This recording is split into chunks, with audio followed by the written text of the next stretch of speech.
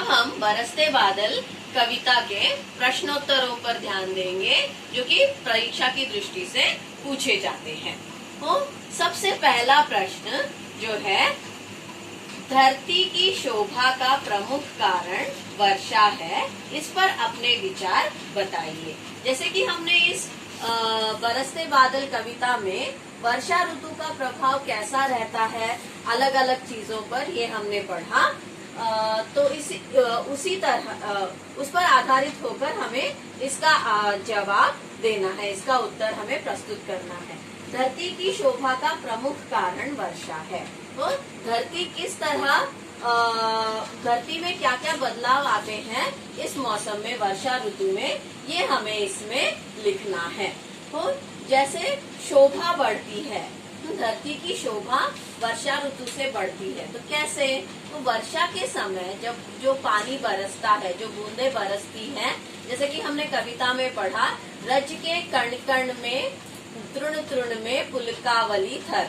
तो जैसे मिट्टी का हर एक कण खुश होकर उसके जो तृण तृण है, हर एक घास या हर एक पत्ता खिल उठता है, तो इसी तरह ये शोभा बढ़ाता है।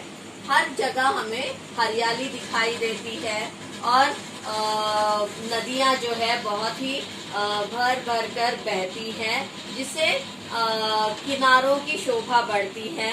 और इस तरह पर्वतों पर हम देखते हैं कि हरियाली छा जाती है, पर्वत हरे भरे दिखाई देते हैं और जो वर्षा की बूंदे जो पेड़ों पर गिरती है, जिसकी वजह से पत्ते हरे भरे नजर आते हैं, वो वर्षा की बूंदे जो पत्तों पर रहती है, उससे जो सुंदरता दिखाई देती है, इन सब कारणों की वजह से जो है धरती की शोभा बढ़ती है। ये प्रश्न जो है आपको 7 अंकों के लिए परीक्षा में पूछा जा सकता है। दूसरा प्रश्न, घने बादलों का वर्णन अपने शब्दों में कीजिए। तो अब ये घने बादल यानी क्या कि सावन के मौसम में किस तरह से बादल छाते हैं, क्या होता है, बादल किस तरह के होते हैं, इन सब बातों को हमें लिखना है। जैसे कि हमारा बरसते बादल कविता का पहला अनुच्छेद, तो ये बादल जो है काले काले बादल, ढेर सारे बादल घिर आते हैं और दिन के तम में दिन में तम यानी अंधेरा छा जाता है। ये बात हमें इसमें लिखनी है। घने बादल छाने के बाद जो है अंधेरा छा जाता है और उनसे बहुत सारी बूंदें गिरने लगती हैं वर्षा के रूप में, जिससे मनुष्य बहुत खुश होता है, धरती खुश होती है और प्राणी मात्र सारे खुश हो जाते हैं। ये प्रश्न जो है आपको 4 अंकों के लिए पूछा जा सकता है। अब अगला प्रश्न है, वर्षा ऋतु में प्रकृति का सौंदर्य कैसा होता है। तो ये प्रश्न जो है वो पहले प्रश्न के समान ही है। जैसे धरती की शोभा का प्रमुख कारण वर्षा ऋतु है, तो इस तरह प्रश्नों को उलट पुलट करके या अलग अलग तरीकों से पूछा जाता है, जिसमें आपको एक ही तरह के उत्तर देने पड़ते हैं। जैसे वर्षा ऋतु में प्रकृति का सौंदर्य कैसा होता है, तो प्रकृति किस तरह सुंदर दिखाई देती है, चारों ओर हरियाली फैली हुई होती है, नदियां भर भर कर लहरें उमड़ने लगती है और ये सब कुछ हमें लिखना है। जैसे किस तरह से सोन बालक है या मोर है या दादुर है, ये किस तरह खुश होकर अपनी आवाज में खुश होकर गाने लगते हैं। इन सब चीजों को हमें इसमें वर्णन करना है तीसरे प्रश्न में। अब है चौथा प्रश्न, वर्षा या बारिश सभी प्राणियों का जीवन आधार है, कैसे। तो हमारे लिए हमने देखा है कि वर्षा का पानी ही शुद्ध पानी होता है जो नदियों में बहता है और वही पानी हमारे लिए पीने लायक होता है या हमारे जीवन का आधार होता है हर एक प्राणी के लिए, चाहे वो मनुष्य प्राणी हो या कोई जीव जंतु हो या फिर पेड़ पौधे हो, इन सब को इस वर्षा का पानी का ही आधार होता है। अगर पानी नहीं रहा, वर्षा नहीं हुई तो सूखा हो जाएगा सब कुछ, और जिसकी वजह से जीवन मात्र को बहुत सारे संकटों का सामना करना पड़ सकता है। इसीलिए वर्षा या बारिश हमारे जीवन का आधार है। और हमारा भारत देश तो कृषि प्रधान देश है, और हमारी कृषि का आधार क्या है? वर्षा। तो इन सब बातों को हम इस उत्तर में लिख सकते हैं। ये आपको 4 अंक के लिए भी पूछा जा सकता है और 7 अंक के लिए भी पूछा जा सकता है। अगला है प्रश्न, बरसते बादल कविता के कवि का परिचय दीजिए, जो कि हमने पहले ही देखा है, सुमित्रा नंदन पंत जी का परिचय। जैसा कि मैंने आपको क्रम में लिखा हुआ आपने देखा है, उसी क्रम में आप लिख सकते हैं प्रश्न का उत्तर, या फिर वाक्यों के रूप में जोड़कर भी आप उस प्रश्न का उत्तर लिख सकते हैं। जैसे उनका जन्म कहाँ हुआ, कब हुआ,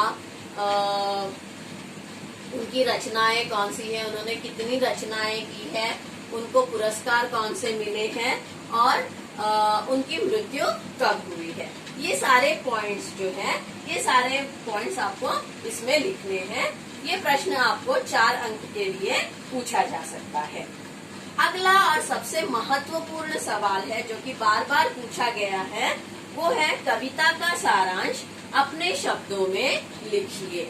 ये 7 अंक के लिए पूछा जाएगा, और आपको इस प्रश्न के उत्तर में आपको जो चारों अनुच्छेद आपको समझाए गए हैं, उनका भाव आपको इस प्रश्न के उत्तर के रूप में आपको लिखना पड़ेगा। जैसे कि पहले अनुच्छेद में हमने देखा कि धरती का मौसम कैसे बदलता है। दूसरे अनुच्छेद में हमने पढ़ा कि किस तरह अलग अलग जीव जंतु किस तरह खुश होते हैं और अपनी बातें बताते हैं।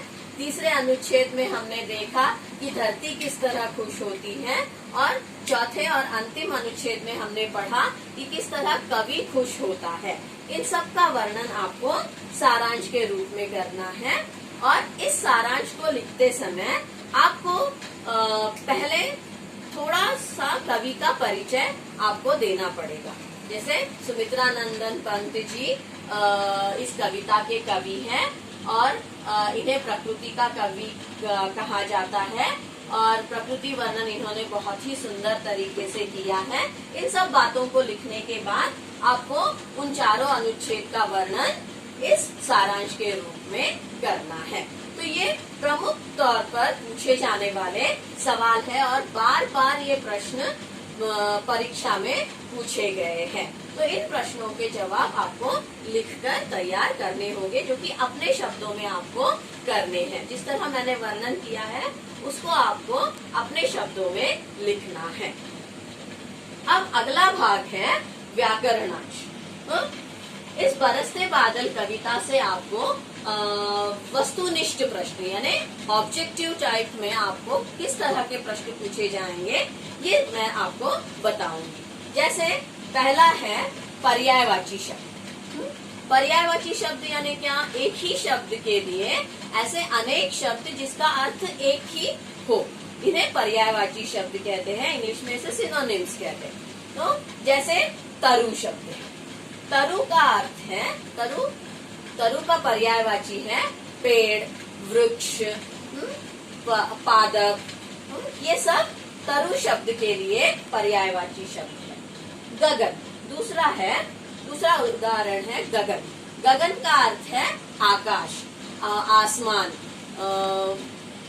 ये गगन के पर्यायवाची शब्द है। तीसरा उदाहरण है घन। घन हमने देखा जैसे बादल, मेघ, ये सब घन शब्द के पर्यायवाची शब्द हैं। अब ये हुए पर्यायवाची शब्द। अगला है तत्सम शब्द। तो तत्सम का अर्थ क्या है? जैसे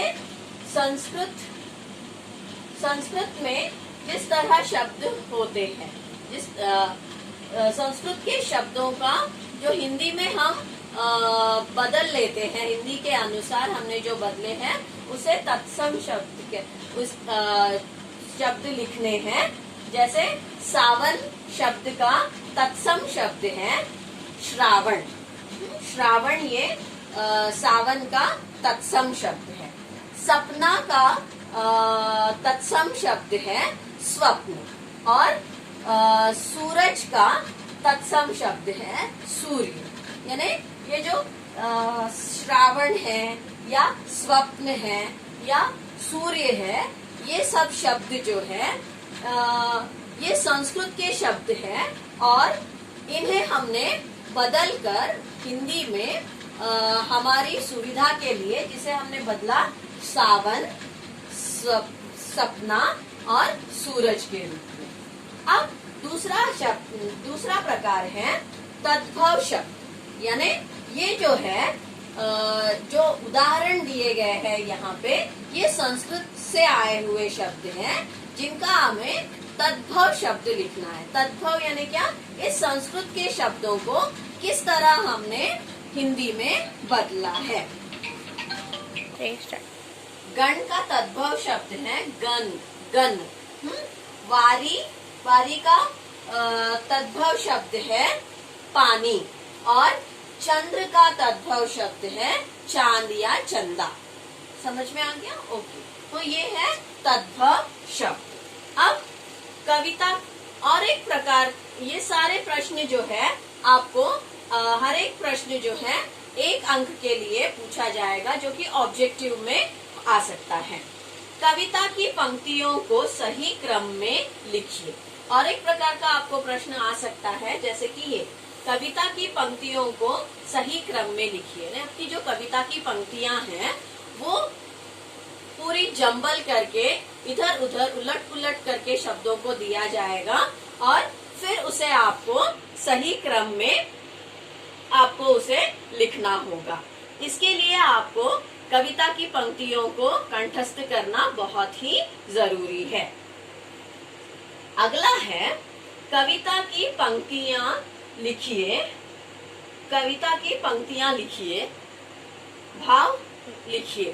तो भाव जो है दिया जाएगा आपको, यानी कविता की पंक्तियों का भाव आपको दिया जाएगा और उससे संबंधित कविता की पंक्ति आपको लिखनी है। अंत में जो कि वाक्य में प्रयोग है। वाक्य में प्रयोग करना यानी क्या? बरसते बादल कविता में जो शब्द आए हुए हैं उन शब्दों से आपको अलग अलग वाक्य बनाने हैं। धन्यवाद।